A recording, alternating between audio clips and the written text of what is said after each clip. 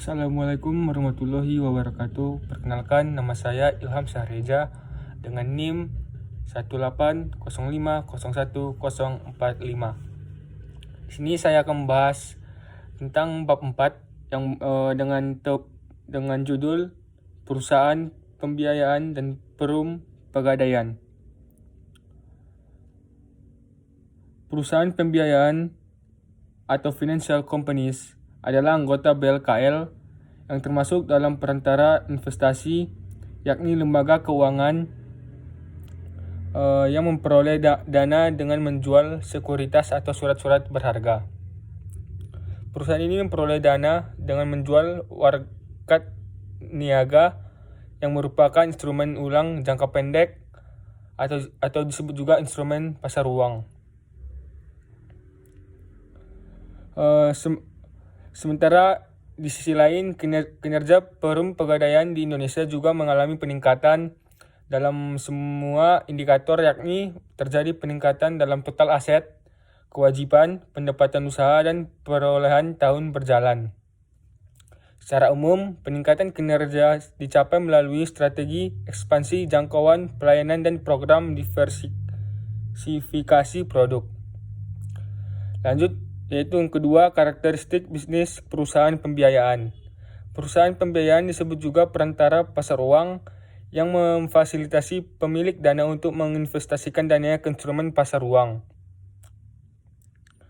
Instrumen pasar uang ditransaksikan dalam jumlah besar dengan round lot atau batas minimum transaksi sebesar $1.000. Maka investor untuk perusahaan pembiayaan kebanyakan adalah investor besar. Selain itu, perusahaan pembiayaan dapat juga berperan sebagai money market mutual fund atau reksadana pasar uang dengan memfasilitasi investor kecil yang ingin berinvestasi di instrumen pasar uang. Jenis-jenis perusahaan pembiayaan. Yang pertama yaitu perusahaan pembiayaan bisnis. Yaitu factoring atau anak piutang. Factoring yaitu pinjaman yang diberikan kepada perusahaan dengan jaminan piutang, yaitu tagihan perusahaan kepada perusahaan atau individu lain, atau perusahaan pembiayaan membeli piutang dengan harga diskon. Jenis factoring yang pertama yaitu recourse factoring. Yang kedua yaitu factoring with recourse. Dan yang kedua yaitu lanjut ke leasing atau sewa guna. Leasing atau sewa guna juga mempunyai jenis-jenis, yaitu yang pertama financial leasing, yang kedua operating leasing. Dan leasing sewa guna perusahaan termasuk ke perusahaan pembiayaan bisnis. Yang ketiga yaitu floor plan loans.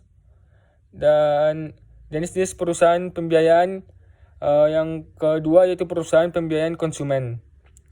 Perbedaan perusahaan pembiayaan konsumen dengan bank adalah perusahaan pembiayaan bersedia memberi pinjaman kepada konsumen yang tidak memperoleh pinjaman dari bank atau lembaga keuangan lain.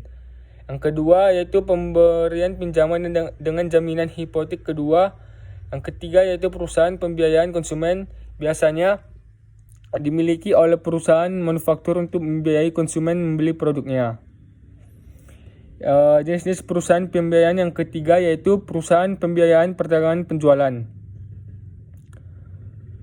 Disebut juga sebagai captive finance companies, memberikan pinjaman kepada konsumen yang membeli barang dari pengecer tertentu atau dari perusahaan manufaktur dengan tujuan untuk meningkatkan penjualan. Perusahaan pembiayaan penjualan memiliki keunggulan antara lain dengan suku bunga yang cukup rendah serta proses peminjaman yang lebih cepat dan nyaman sebab dilakukan di tempat pembelian barang. Lanjut yang ketiga yaitu risiko bisnis perusahaan pembiayaan. Pertama itu risiko gagal bayar atau default risk. Ini terjadi karena perusahaan pembiayaan berani memberikan pinjaman kepada konsumen yang tidak memperoleh pinjaman dari bank atau lembaga keuangan lainnya.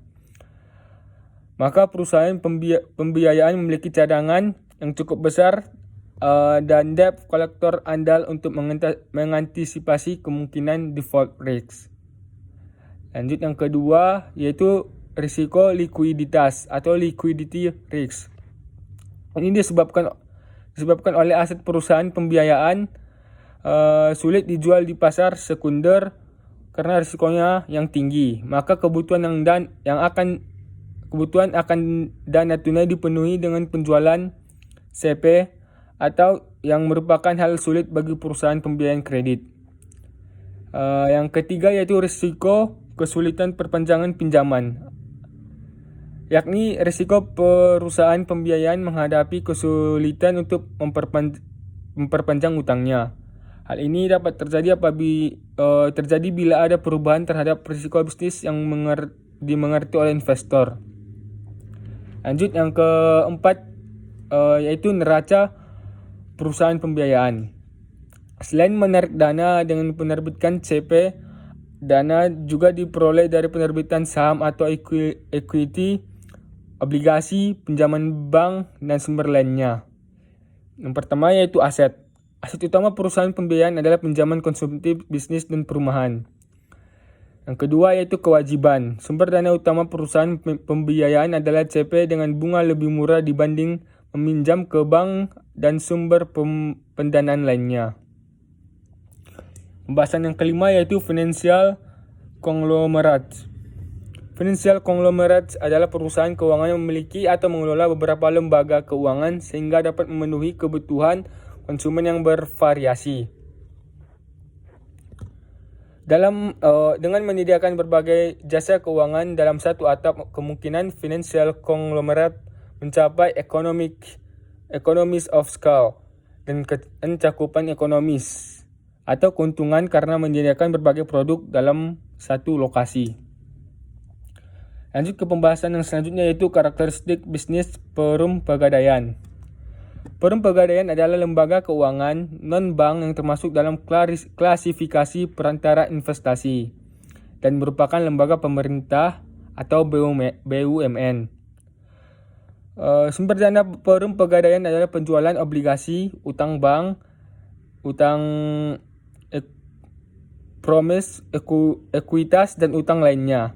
Perum Pegadaian memberikan pinjaman pada konsumen dengan jaminan atau agunan barang-barang tidak bergerak seperti perhiasan, perabot, rumah tangga, mesin-mesin, dan kendaraan.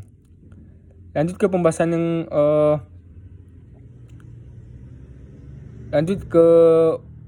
pembahasan beberapa karakteristik barang jaminan yang memerlukan pertimbangan khusus pegadaian,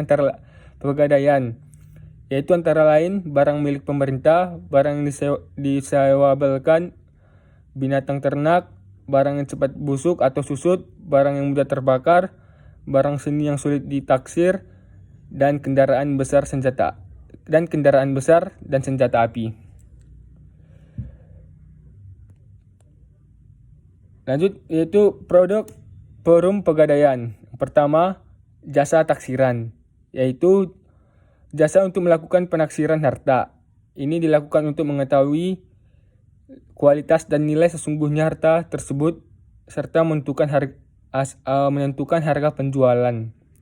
Yang kedua yaitu jasa titipan. Perum Pegadaian menyediakan jasa titipan dari masyarakat atas barang-barang berharga seperti perhiasan, kendaraan bermotor, barang elektronik, dan lain-lain. Yang ketiga yaitu kredit konsumsi. Kredit atau pinjaman konsumsi diberikan kepada karyawan yang memiliki penghasilan tetap untuk tujuan konsumtif seperti perbaikan rumah, pembalikan mobil, atau pembelian alat rumah tangga. Yang keempat yaitu kredit produksi. Kredit produksi yaitu yang disediakan oleh Perum Pegadaian berbentuk bantuan pembiayaan produk investasi dengan sistem kerjasama. Yang kelima yaitu tabungan emas ONH. Yang keenam, Gold Counter Galeri 24. Galeri 24 adalah toko emas dan permata milik Perum Pegadaian yang memberikan jaminan keaslian, kualitas, dan karates emas dan permata yang dijual. Galeri 24 ini bertujuan membantu masyarakat agar tidak tertipu dengan membeli emas dan permata.